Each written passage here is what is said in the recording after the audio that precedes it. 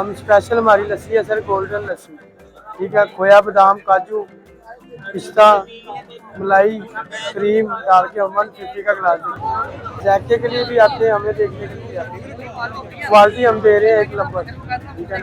हर चीज़ हमारी 1 number. Timing हमारी है रोज़ों में शाम रात 9 से सुबह 6 तक। रोज़ों के बाद है सुबह 6 से शाम 6 बजे तक। हमने ये जीरा पहलवान साहब की लस्सी का यूट्यूब पे देखा था, तो हमने देखा कि एक बंदे ने सोने की चेन पहनी हुई है, सोने की उनने वो ब्रेसलेट सा पहना हुआ है, तो एक कैरेक्टर बने हुए हैं माशाल्लाह, पूरा मेला लगा हुआ है रमजान में। तो उसके अलावा हमने देखा कि लस्सी में डिफरेंट क्या है, डिफरेंट में जी वो सोने का वर्क डालते हैं, चांदी का वर्क है, ये सोने के ग्लास उनने गोल्डन कलर के रखे हुए हैं। उसके अलावा मलाई डाल रहे हैं, खोया डाल रहे हैं, बादाम, पिस्ता, ये वो मुरब्बे शरब्बे, तो काफी उन्होंने खूबसूरत जो है एक इंतजाम किया हुआ है, और लस्सी का टेस्ट भी माशाल्लाह बहुत है।